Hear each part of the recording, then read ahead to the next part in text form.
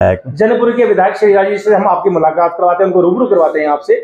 हम ये कहना चाहते हैं इस बार जो 2024 के चुनावी जो माहौल आने वाला है उसके बारे में क्या कहना चाहते हैं, क्योंकि जनता कहां तक है सच्चाई, क्योंकि विपक्ष जो इस बार जो भी कर रहा है वो क्यों कर रहा है, क्या वो डरा हुआ है? क्योंकि पहले सत्येंद्र जैन जी को ले लिया गया, फिर मनोज सिसोदिया जी को, फिर अब की बार सिंह जी को ले लिया गया। आखिर क्या है सच्चाई? कोई सबूत नहीं मिलते, बेबुनियाद बेवजह ईडी कहीं ना कहीं रेड मारती रहती है और चुनती रहती है। क्यों रोकना चाहती है? आखिर क्या है डर? सर नमस्कार। नमस्कार सर, हमारे चैनल में आपका बहुत बहुत स्वागत है आपका। तो दिल्ली की जनता जानना चाहती है कि विपक्ष जो ये कर रहा है कि हर बार रेड डलवाती रहती है आम आदमी पार्टी पर, इसके बारे में आप दो शब्द क्या कहना चाहेंगे? देखिए, आप जानते होंगे एक नाम हिटलर का।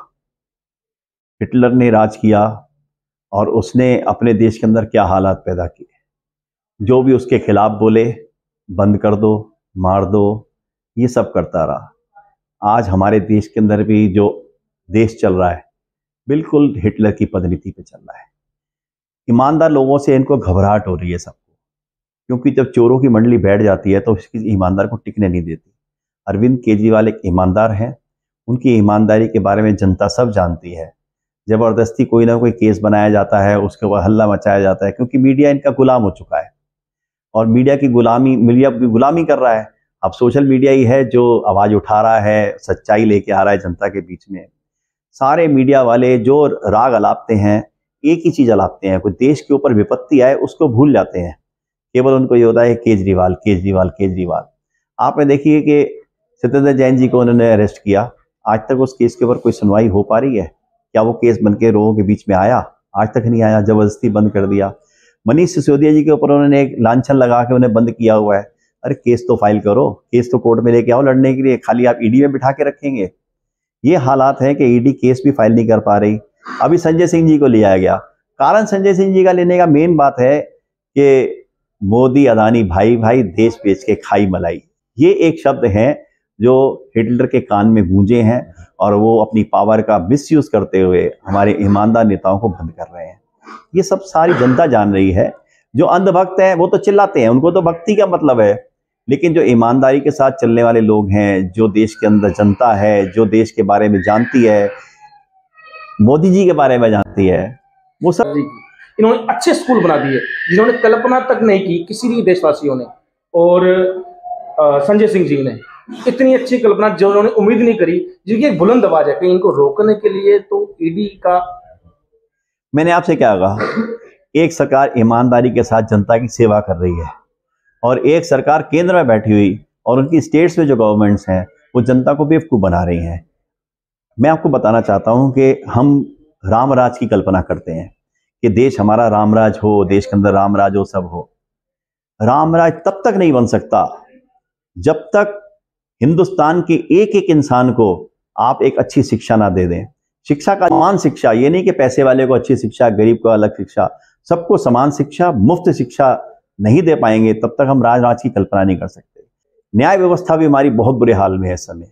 कोई भी केस होता है बेचारा मर के चला जाता ऊपर, तब तक उसका निर्णय नहीं आता। न्याय तुरंत मिलना चाहिए और मुफ्त मिलना चाहिए। जब देश की जनता को मुफ्त न्याय और तुरंत न्याय मिलना शुरू होगा तभी देश के अंदर रामराज आएगा। एक तरफ तो मोदी जी कहते हैं कि बहुत जल्दी, जैसे पुराने समय में फाइल पे फाइल आदमी खत्म हो जाता था, उसकी पुष्टि आ जाती थी, लेकिन न्याय नहीं मिलता था।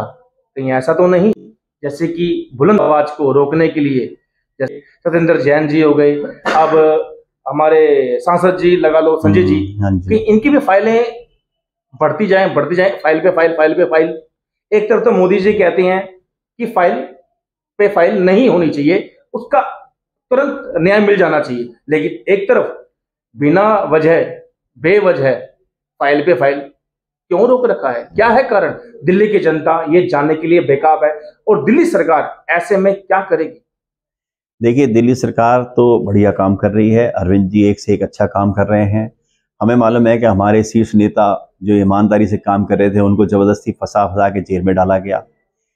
ये कुछ भी कर लें, ईमानदारी होती है। न्याय व्यवस्था जितनी मर्जी बिगड़ जाए लेकिन भगवान का न्याय जो है ना वो जरूर मिलता है। ये हिटलर शाही जितनी मर्जी चला लें, लेकिन देश की जनता जानती है कि 24 का चुनाव आएगा उसमें कैसे पलटी खाएंगे या कैसे बाहर जाएंगे, उसके बाद फिर न्याय पता चलेगा कि न्याय होता क्या है। तो अरविंद केजरीवाल जैसा मजबूत इंसान खड़ा है, इस देश के अंदर क्रांति एक बार फिर आएगी और सब ईमानदार लोग फिर इकट्ठे होकर ऐसे भ्रष्ट प्रधानमंत्री को भी साफ कर देंगे।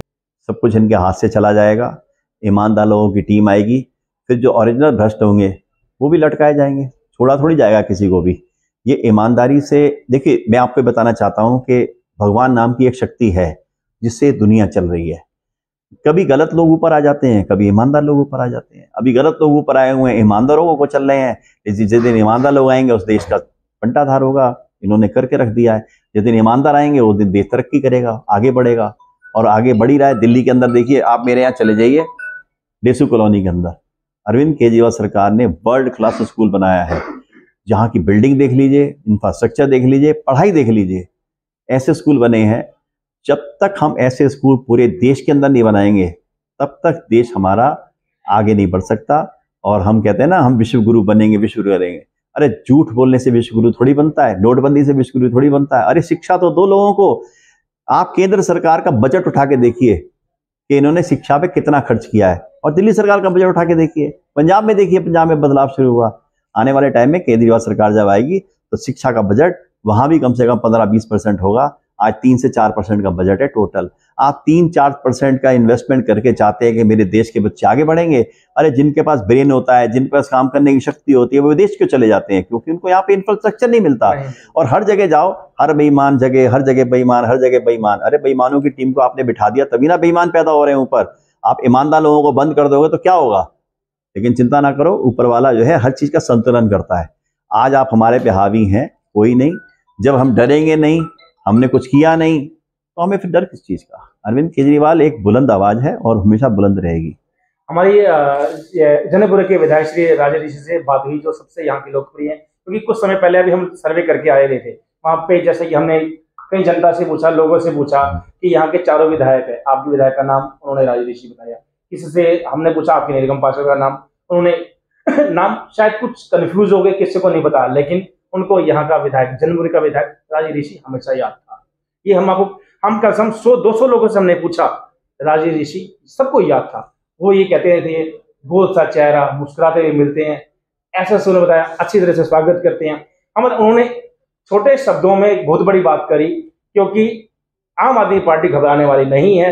ईडी चाहे गैर विपक्ष जो भी इल्जाम लगाना चाहे वो लगाता रहेगा, लेकिन जो आम आदमी पार्टी है वो किसी तरीके से घबराएगी नहीं। मेरे साथ जुड़े रहिए, देखते रहिए न्यूज हेडलाइंस। आपकी बात एक शर्मा। आपका सर बहुत बहुत धन्यवाद।